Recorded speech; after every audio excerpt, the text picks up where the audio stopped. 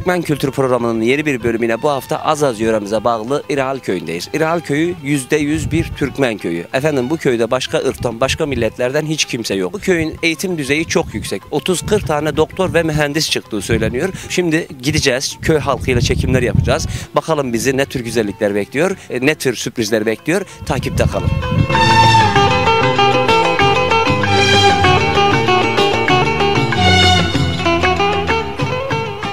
Değerli izleyenler, İrahal Köyü'nde çekimlerimize başladık. Şimdi yanımda Bahri Abdüselam var. Bahri benim asker arkadaşım. Biz Humus şehrinde onunla birlikte askerliğimizi yaptık. Şimdi Bahri bu köyde yaşıyor. Hayvancılıkla uğraşıyor. Arkada davarları var. Aynı zamanda inekleri var. Bahri'yi tanıyalım. Bahri bize çok güzel türküler okurdu askerlikte. Kahkahadan ölürdük.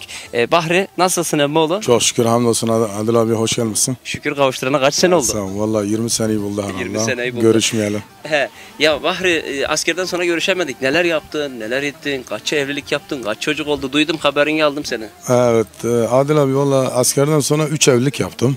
Maşallah. Evet. 3 evlilik. Evet, Duruyorlar mı? Yok, ikisinden ayrıldık. Bir tane hanım kaldı yanımda. Bir hanım var şimdi. Evet, evet. Çocuk kaç tane? 8 tane çocuğum var. Maşallah. 8 çocuk. 5 kız çocuğu, 3 de oğlan çocuğu.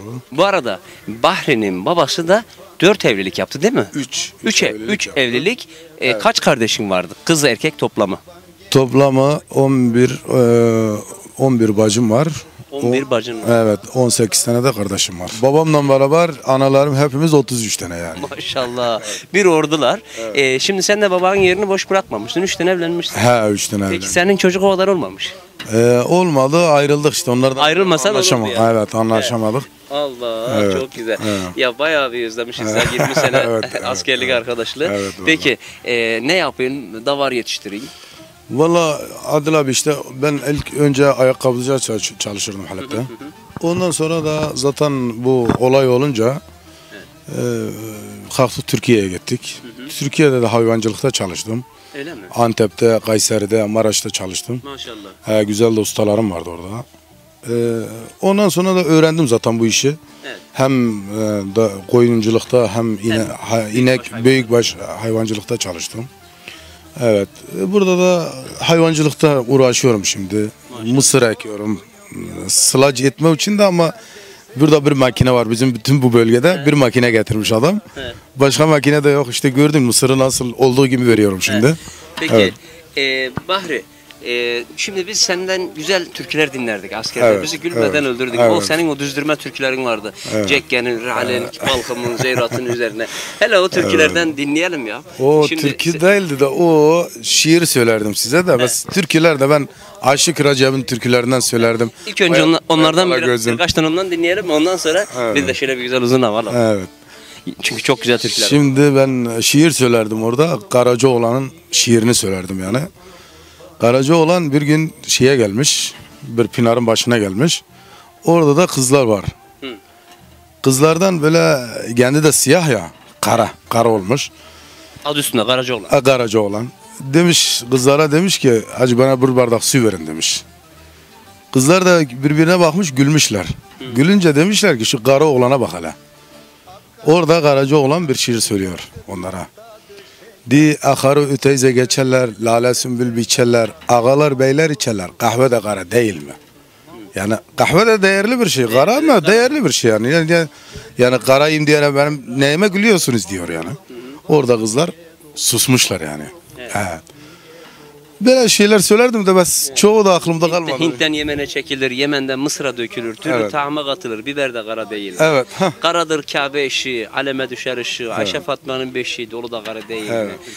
Karacaoğlan çok şeyler. Peki, şimdi bir de o zaman senden bir uzun hava dinleyelim. Şöyle arkamızda davarlarımız, ondan sonra büyükbaş hayvanlarımız, şöyle bir ahırın önünde güzel bir uzun hava dinleyelim. Canın sağ olsun Adil abi, söyleyerek yani. Bahri gözlüğünü çıkarmıyor çünkü gözünden bir rahatsızlık geçirdi. Evet. O yüzden gözlüğünü çıkarmıyor. Yanlış anlamayın. Evet. Canım beni doyurmadı, yaşamay.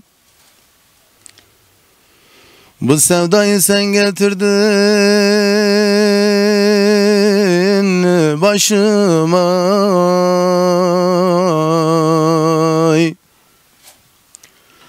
4 senede düştüm senin peşine. Ne olur beni yardan ayırmaya kıymayın. Yalvarım eller kıymaya. Çok günahtır kıymaya.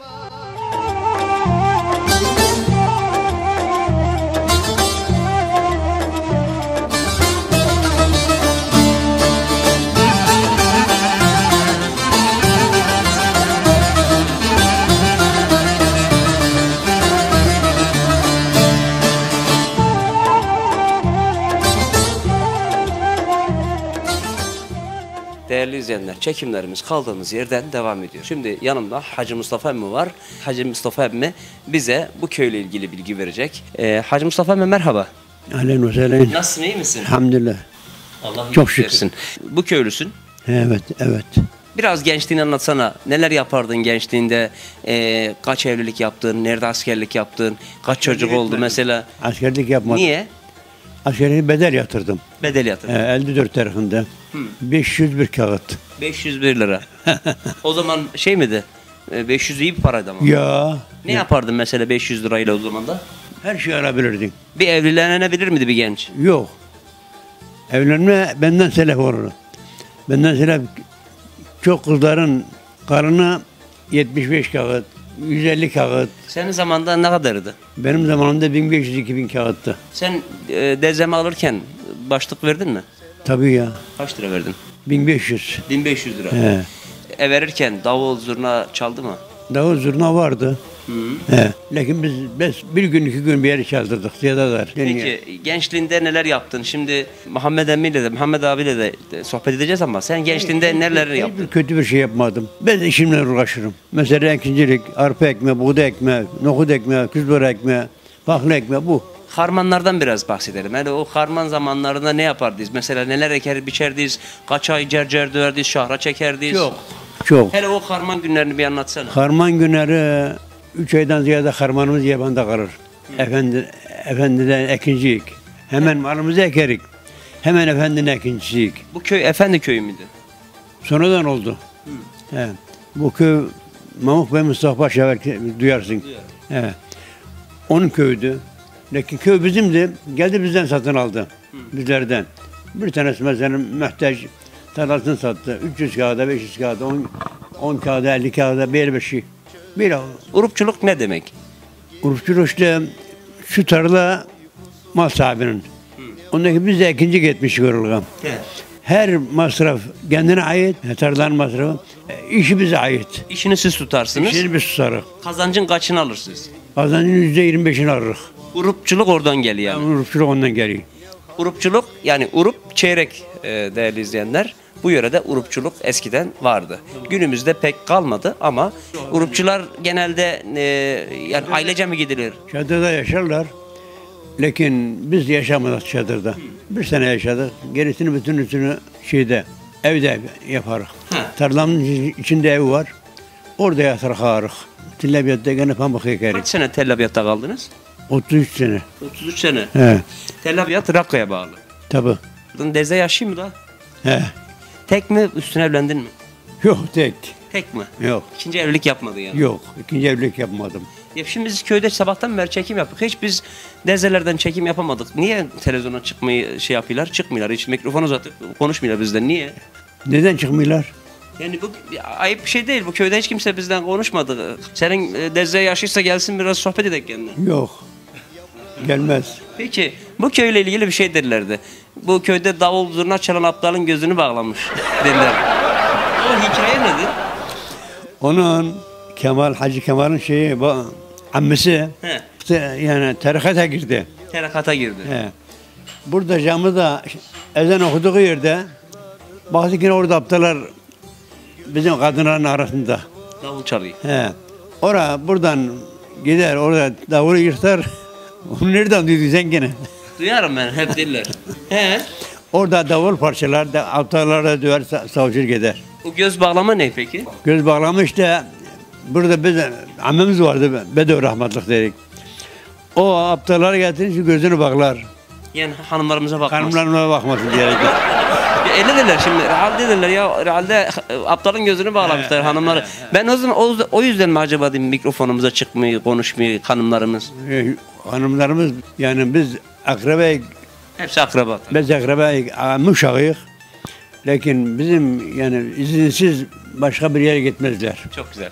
Aslında değerli izleyenler, bütün köylerde, Türkmen köylerinde o yaşlı teyzelerimizle sohbetler ettik. Kimi zaman türküler okuduk, kimi zaman şiirler dinledik. O güzel sohbetler ama İral köyünün böyle bir geleneği var. Demek ki çıkmak istemiyorlar. Hanımlarımız ekranlarımıza çıkmak istemediler. O yüzden biz de köyün yaşlılarıyla, köyün halkıyla elimizden geldiği kadar sizlere Türkmen kültürünü anlatmaya çalışacağız. Buradaki güzellikleri aktarmaya çalışacağız.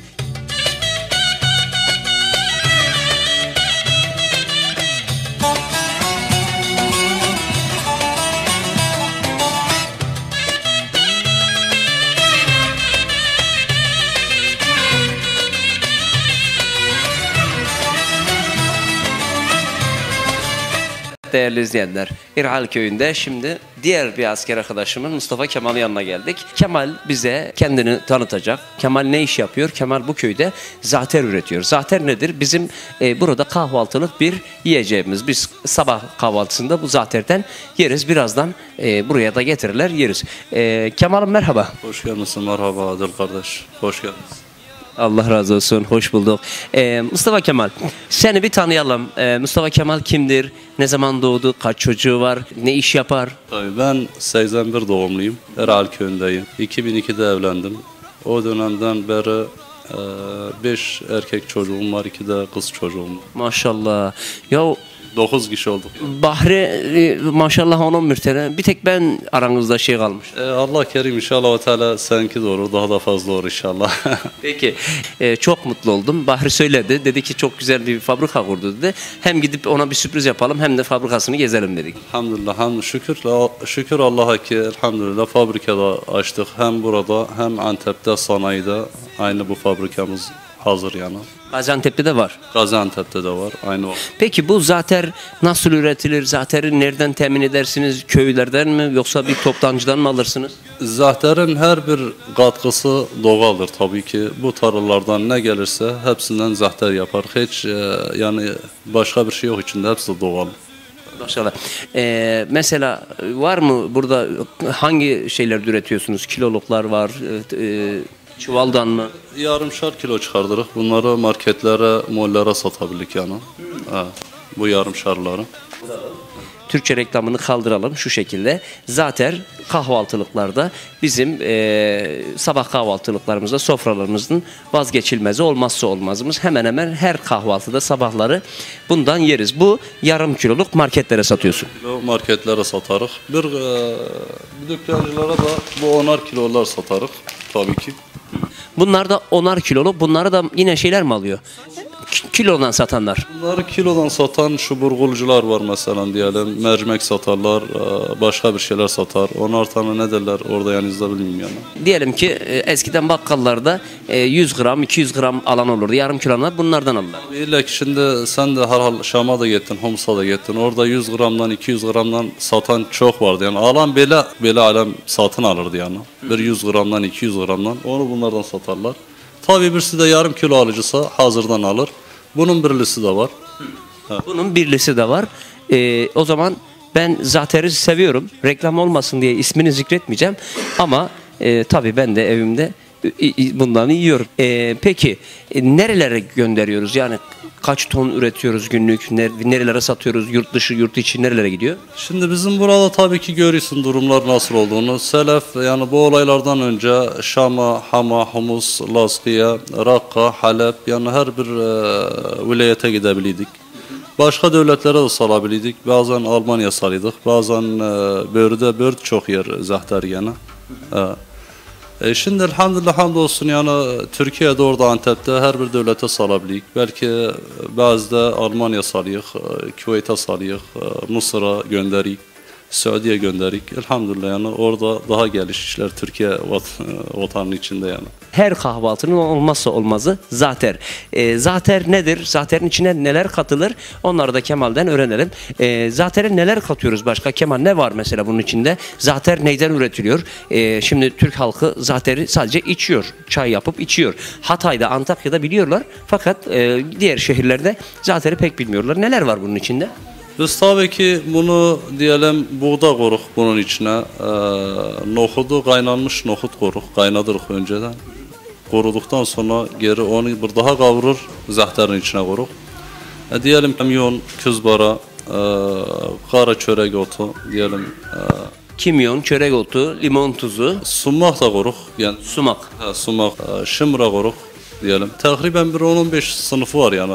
10-15 çeşit içinde baharatı var. Tabii ki bunlar şimdi tarladan, arazilerden geldikten sonra ilk önceden selektörden geçer. Bunlar elenip temizlenmesi gerek. Eledikten sonra, temizledikten sonra yani bir de kavururuz kendini. Kavurma yerimiz var orada sana göstermiştik onda. Ondan sonra çekerik, hazırlarız. Çok biraz yorgunluğu var yani az bir şeyden meydana gelene kadar yani. Biraz yorgunluk ister ha. Peki kaç tane işçimiz var? Kaç kişi bu firmanın arkasından ekmek yiyor? Şimdi bu firma her firma çok bir işçi götürebilir yani. Diyelim ki bazen günler gelir bize 10-15 kişi yetmez yani işi çeviremez diyelim. Bazen günler gelir yani 4 işçiden 5 işçiden işimizi yürütebildik. Ha. İşçi sıkıntısı bazen oluyor illa ki bizim buralarda işçi sıkıntısı Antep'ten daha fazla yani Antep'te her kişi çünkü hepsi Antep'e gitti İstanbul'a gitti hala. Burada işçi sıkıntısı biraz oluyor yani onun için 4-5 işçiden çalışabilirik.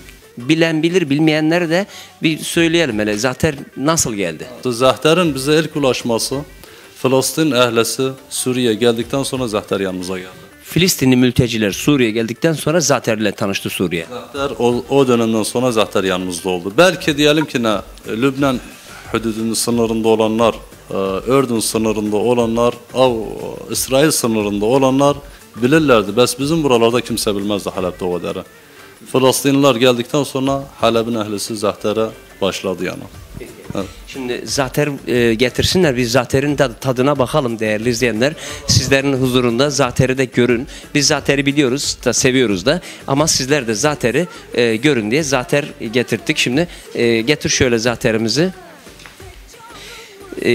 Değerli izleyenler, bu halis zeytinyağı. Halis zeytinyağı. Burada halis zeytinyağı var.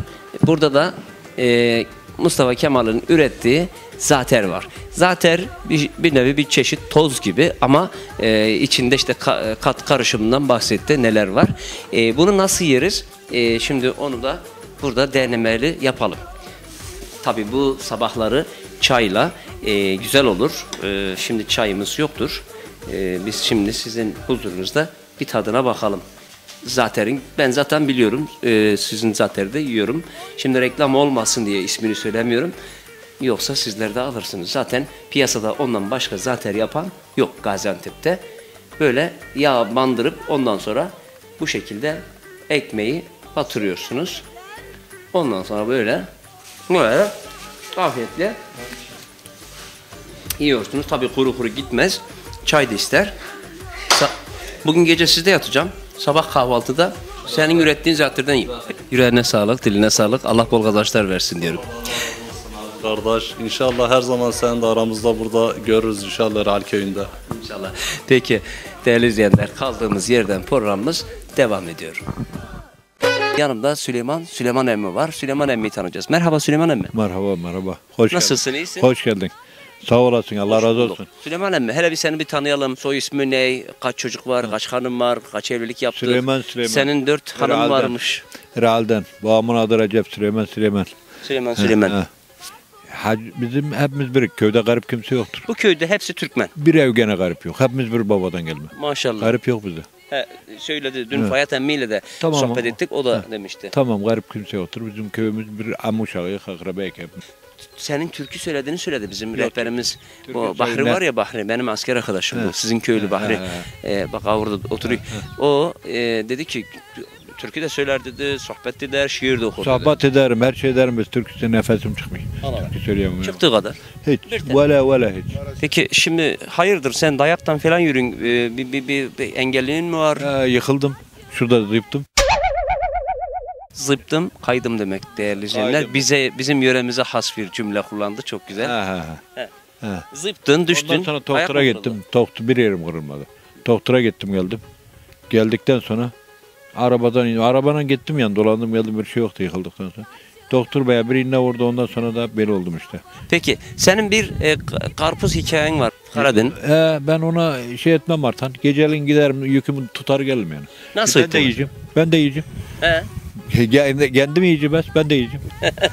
Ne ettin mesela? Gittin iki karpuz. istedin. Karpuz gider yükler gelir geceliğin işte. Bağım yok bahçem yok.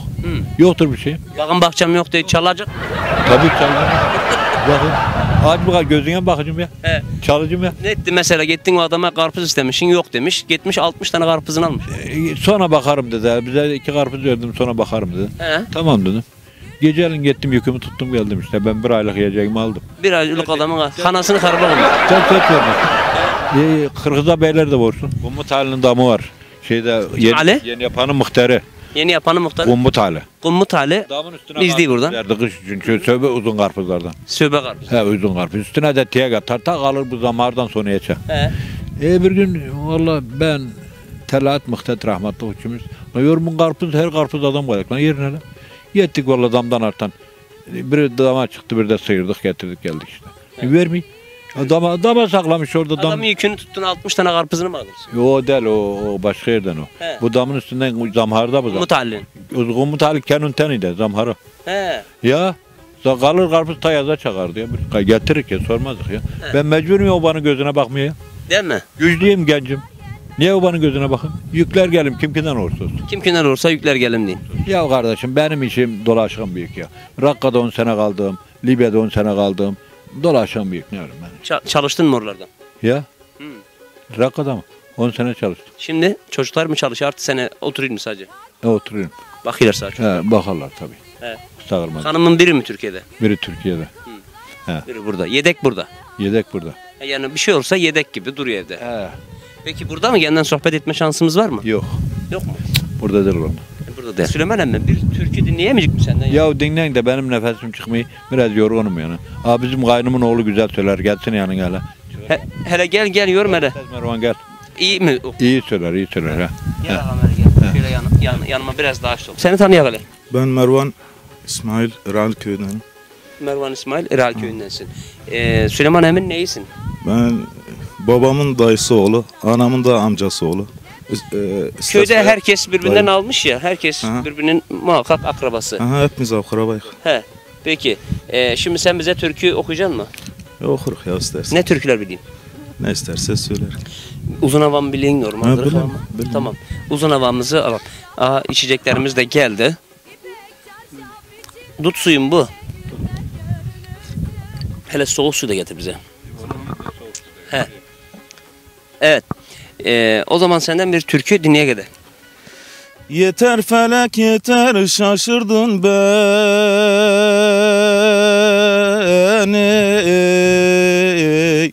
Gurbet bende, çile bende, dert bende. Şu koskoca dünyada delirttin beni.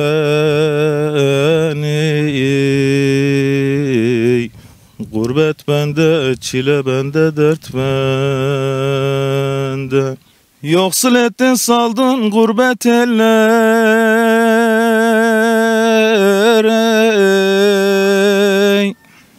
Yoksul ettin saldın gurbet ellere. Gözüm yaşım karıştırdın sellere. Az mı köle ettin beni ellere. Gurbet bende, çile bende, dert benden oy oy. Yüreğine sağlık, diline sağlık. Çok güzel. Evet değerli izleyenler, şimdi türkümüzü de dinledik. Kaldığımız yerden çekimlerimiz İral Köyü'nde devam edeceğiz.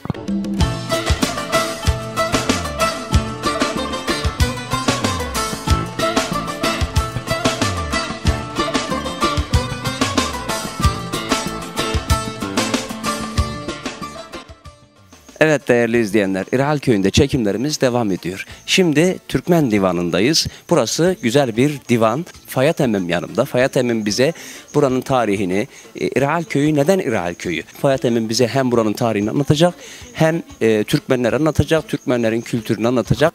Sazımız var, sözümüz var. Türküler dinleyeceğiz. Ben lafı fazla uzatmayayım çünkü benim çenem düşerse düşer. Fayat Emmi, şöyle seni kısaca bir tanıyalım. İsmim Fayyad Süleymanoğlu. Çünkü ben Türk vatandaşı da var. Çifte vatandaşım var benim. Maşallah. Benim doğumum 1946 doğumluyum. Ben Halep Üniversitesi'nden mezunum. Edebiyat dalından. Sonra da yüksek eğitim diplomu yaptım. Maşallah. Ben ilkokullarda, ortaokullarda, ondan sonra liselerde 30 sene öğretmenlik, müdürlük yaptım. Sonra da haftada 2 gün 15 sene şer'iye, yani İmam Hatip Okulu'nda Arap Edebiyatı okudurdum. Biraz da şeyi konuşalım. İrhal Köyü'nü konuşalım. İrhal Köyü'nün tarihinden bilgimiz var mı? İrhal Köyü'ne neden İrhal Köyü demişler? Biraz da onları konuşalım. İrhal Köyü ben bildiğim 3000 senelik bir köy. 3000 senelik. Hedidilerin gününden kalmak bu ada. Hititler. Hititlerin gününden kalmak. İrhal demek bak eski o dilde Ra'il. Ra demek güneş demek. İl demek de o kültürlerde Allah demek. Yani köyümüzün adı Güneş Tanrısı. Güneş Tanrısı. Güneş Tanrısı. Ya Hititçe'de. Hecca. Onun için bizim amcamız oğlu ben küçüktüm. 13-14 yaşındaydım. Bizim bu bir eser yeri depe var. Orada toprak eşince bir taş buldu, karadaş. Üstünde güneşin büyük şöyle yani 75 santim çapında var. Üstünde güneşin tası var. Bu put dedi kırdı kanatlarını kendinin. Kıymetini bilmiyordu güneşe. Bunun manası ne? Demek zamanında burada olanlar 2000-3000 senedir güneşe taparlarmış. Yani o yüzden Ra'il. Yani Arapçada Ra'il.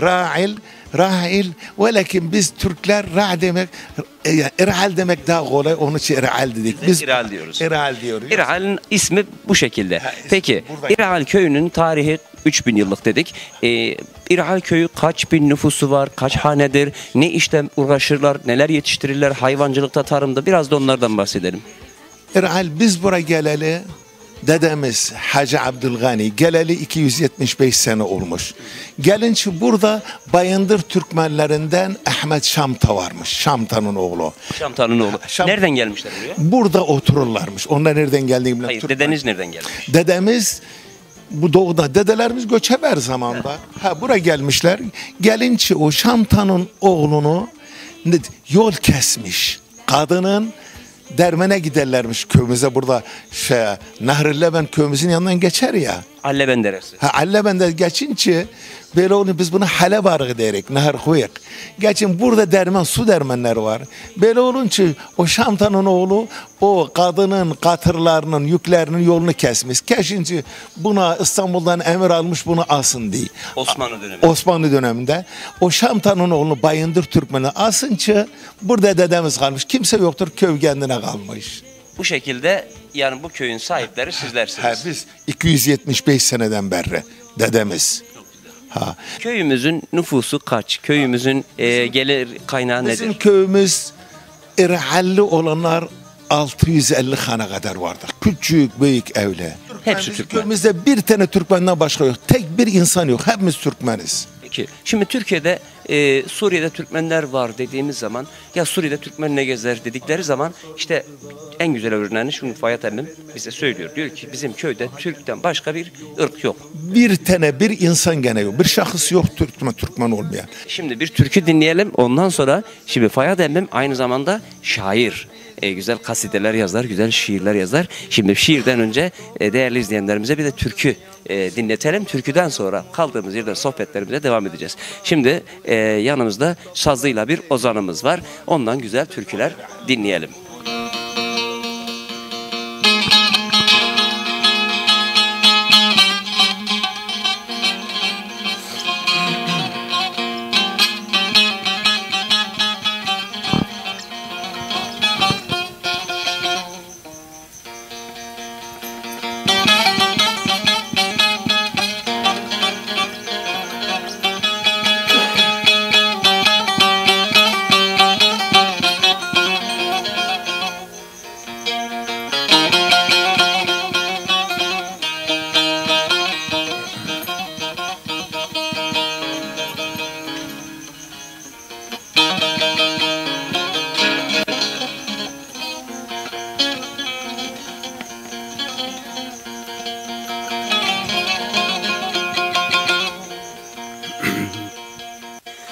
Asrı kurbet almış benim köyümü.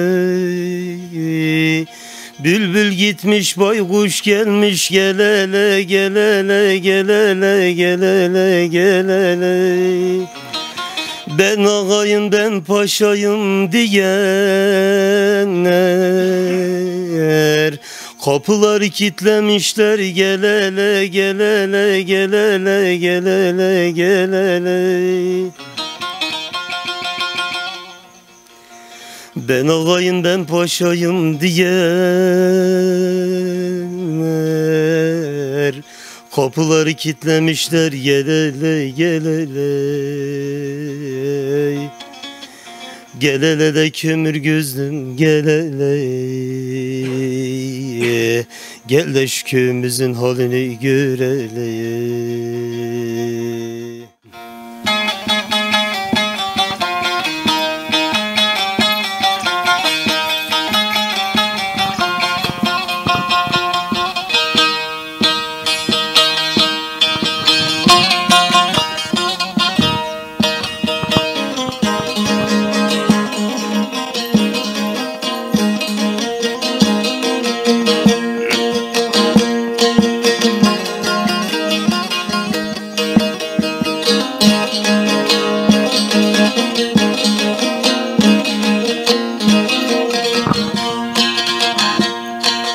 Al almanın mürdünü, sevgilinin merdini, seversen bir güzel sev, çekme çirkin derdini.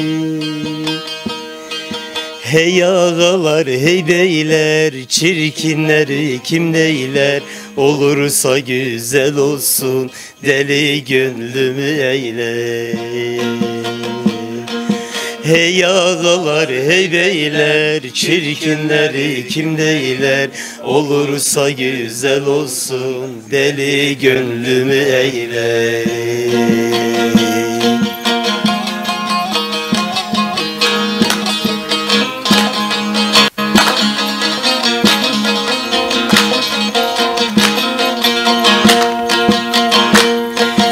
Bitmez gözümün yaşı, doldu baharın kışı, çirkinle yola gitme, güzel ile taş taşı. Hey ağalar hey beyler, çirkinleri kim neyler, olursa güzel olsun, deli gönlümü eyle. Hey ağalar hey beyler, çirkinleri kim neyler, olursa güzel olsun, deli gönlümü eyle.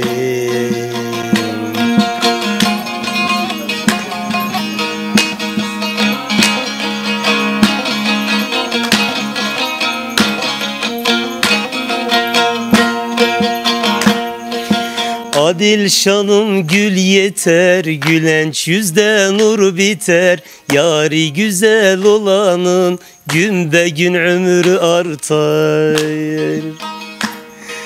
Hey ağalar hey beyler, çirkinleri kim neyler, olursa güzel olsun, deli gönlümü eyler. Hey ağalar hey beyler, çirkinleri kim neyler, olursa güzel olsun, deli gönlümü eyle. Yüreğine sağlık vallahi, tam yerinden vurdun. Çirkinleri kim neyler, olursa güzel olsun değil mi? Çirkinle yola gitme, güzeliyle Taş taşı demiş yani. Peki yüreğine sağlık Ozan'ım. Sağ olasın. Biz şimdi Fayyad emmimle bugün sabahtan beri beraber dolaştık, gezdik. Sağ olsun bizi Yavuz Sultan Selim'in otağını kurduğu yere de gezdik. Şimdi onu konuşalım. Yavuz Sultan Selim buraya geldi.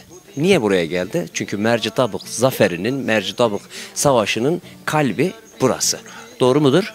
Türkmen divanı Mercidabık'ın göbeğinin üstüne kurulmuş. Yavuz Selim geldi. Nereye kurdu haymasını? Bizim yanımızdan 2 kilometre batıya kurdu. Orada bir göz vardı, orada bir pinar vardı. Halep arağı mı oluyor? Bu pinar Halep arağı yanımızdan geçer.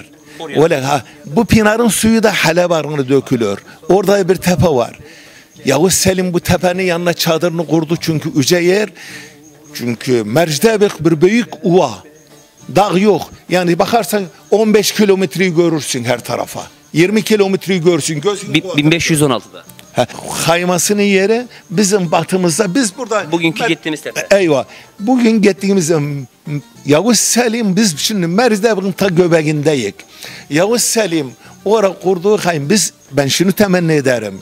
Yavuz Selim'in türbesi burada. Yavuz Selim türbesi yok ama kendine bir anıt yapmalıyız. Bura Osmanlı malı. Bura Yavuz Selim'in mirası, Osmanlı'nın mirası. Buradan yetkililerimize de seslenelim. Yavuz Sultan Selim'in bura bir anıtını istiyor Türkmenler. Türkmen Divanı'nda buradaki Türkmenler bunu istiyor. Biz bugün gittik orayı, Fayet Emmin bizi gezdirdi. Hakikaten de yüce bir tepenin üzerine otağını oraya kurmuş. Ben şimdi rica ederim. Bura mirasımız. Onun için kimin elinde iş varsa bura Yavuz Selim'in bir anıdın bir zikra şeyini yapalım kına. Millet bura Türkmenleri, Türkiye'de olanlar Türkler unutmasın. Bilsinler ki bura bizim dedemizin mirası. Hilal Yıldız benim canım. Hilal Yıldız benim canım. Oğuz soyundan Türkmenim. Allah'a, 4 kitabına, Resulüne var imanım. Elpaslan'ın, Nureddin'in, Yavuz Selim soyundanım. Allah için, hakkım için fida olsun tatlı canım. Suriye'de damar vurdum. 10 asırdır benim yurdum. Ben her zaman dimdik durdum. Erzim, namusum korudum. Suriye'nin 4 yanında atalarımın kanı var. Her bir karış toprağında kefensiz çok yatanım var. Türk dilini güzel tanı çünkü o milletin canı. Kültür ile Türk lisanı cisminde dolaşan kanı. Halep'te Humus'ta varım, Türkmen dağı benim yarım. Akçakala, Culap Nahri, Cevlen, Şam'da istikrarım. Hakkını çok güzel koru, sen aşansın nice zoru. Kalbin pektir hem dumduru, hiç sevmezsin zulmü cevru. Nerede Türk varsa kardeşin, hiç korkma, çoktur soydaşın. Mazlumlara sen ulaşın, sen Türkmensin, kaldır başın. Hiç kimseden korkmayansın, meydanda yiğit aslansın. Mavi sancak dalgalansın, sen Türkmensin, kaldır başın. Tek bir Suriye olacak, herkes hakkını alacak. Hep Suriye insanları tek vatanda yaşayacak. Ben hürüm, hem hür olacağım, her yerde hakkımı alacağım. Suriye'nin 4 yanında özgür yaşayıp kalacağım. Yüreğine sağlık, ağzına sağlık. Çok güzel bir kaside, çok güzel bir şiir.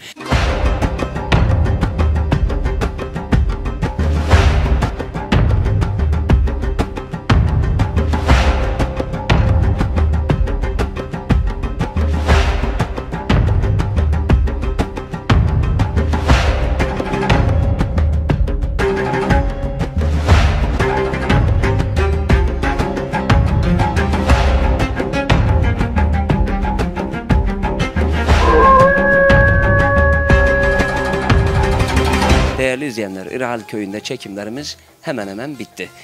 Şimdi yanımda Halit emmi var. Halit Hacı emmi sağ olsun bizi 2 gün boyunca misafir etti.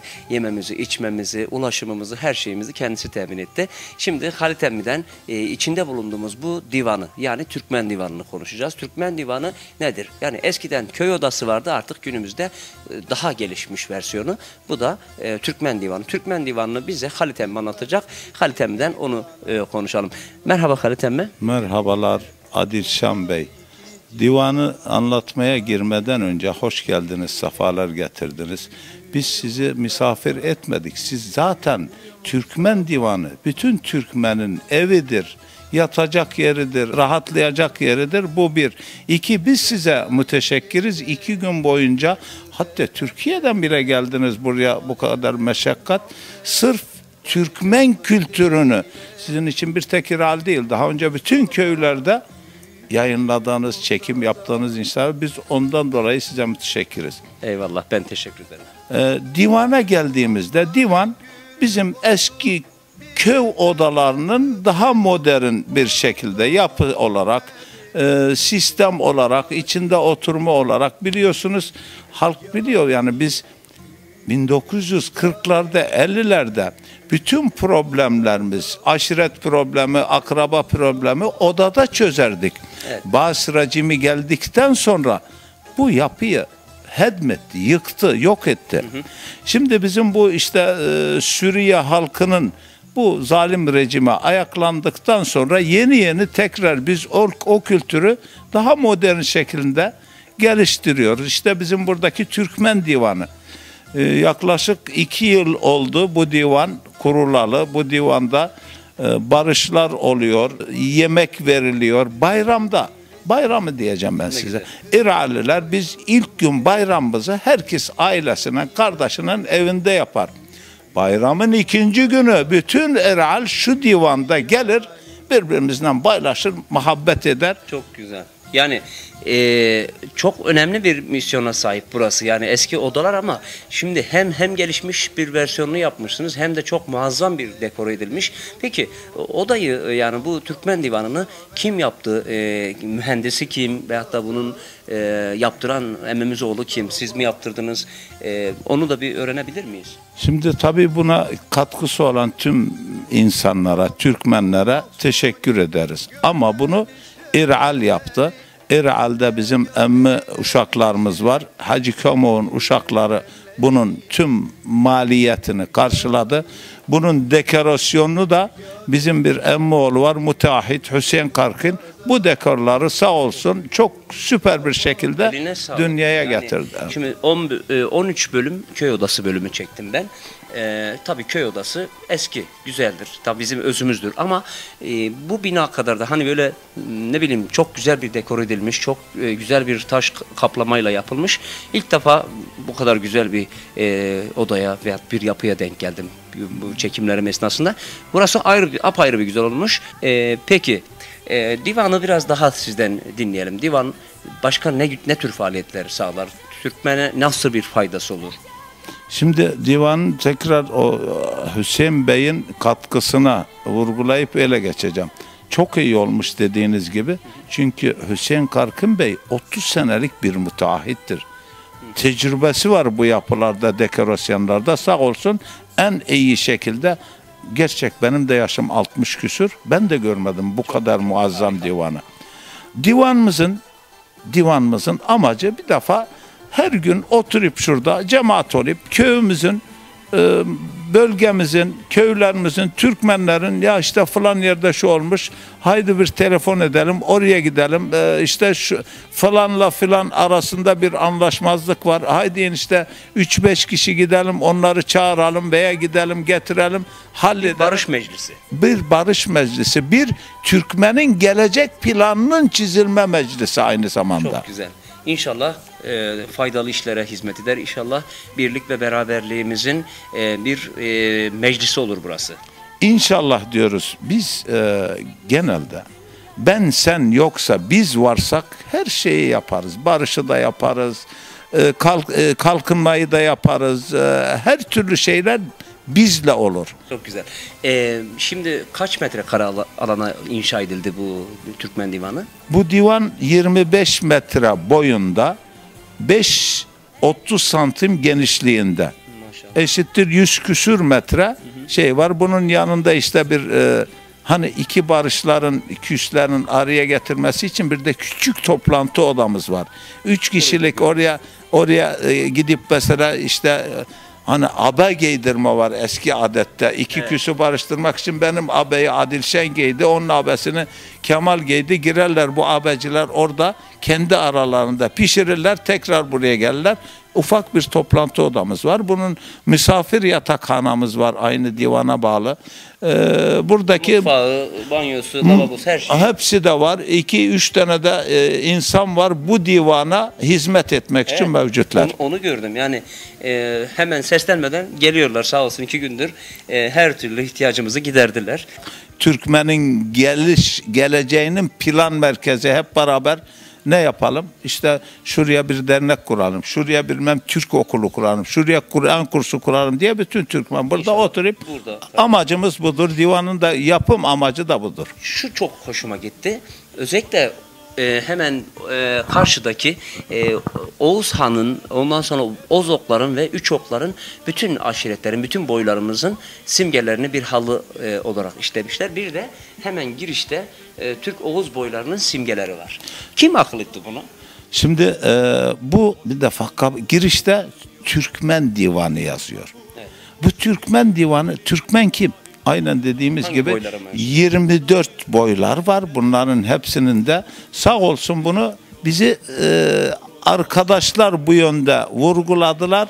Bu simgeleri Türkiye'den arkadaşlar bunları araştırdılar. Bu simgeleri getirdi. İşte burada divanda mevcut. Oradaki bizim boyların isimleri. Bunların hepsi de Türkmen'in birleşimi. Türkmen bir kabiledir. 24 boya ayrılır. Hem dini motifler hem tarihi Osmanlı motifleri, Selçuklu dönemine ait motifler var. Çok güzel döşenmiş. Yani güzel dekor edilmiş. Yer mindeli olması ayrı bir güzellik katmış. Kahve takımlarının, dibeğin olması zaten olmazsa olmazı bir Türkmen odasının ki bir Türkmen divanının olmazsa olmazı da kahve takımları. Yani inşallah güzel hizmetler verir. İnşallah umduğunuzu dediğim gibi bulursunuz. Çünkü çok muazzam bir emek var. Güzel bir dekor var. Güzel bir işçilik var. Yapanın da yaptıranın da ellerine sağlık diyorum. Son olarak divanla ilgili veyahut da Türkmenlerle ilgili neler söylemek istersiniz? Tekrar sizinle görüşmek, buluşmak amacıyla ancak şunu da keşke bize büyüklerimiz bir destek edip de Yavuz Sultan Selim'in savaştığı ve hatta o tepe yerine, gözetleme yerine bir anıt yapabilsek oraya. İnşallah. Yavuz Sultan Selim'in anıtı diye geçerdik. Sağ olun, var olun. Elinize, dilinize sağlık sizin de. Teşekkür ederim efendim. Eyvallah. Evet değerli izleyenler, Halit Hacı emmi sağ olsun çok güzel anlattı Türkmen divanını. Hakikaten de yöremize divanın, buna benzer divanların da açılmasını temenni ederiz. Carablus yöremize, Azaz yöremize, Çobanbey yöremizde de olmasını temenni ederiz. İnşallah da vesile, güzel şeylere bu bir ilk olur.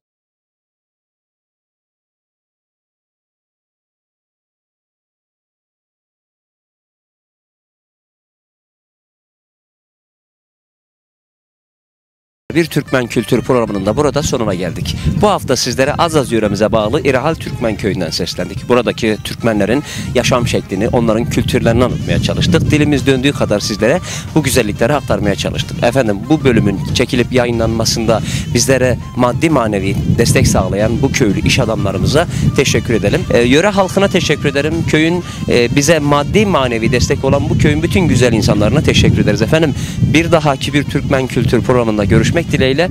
Allah'a emanet olun.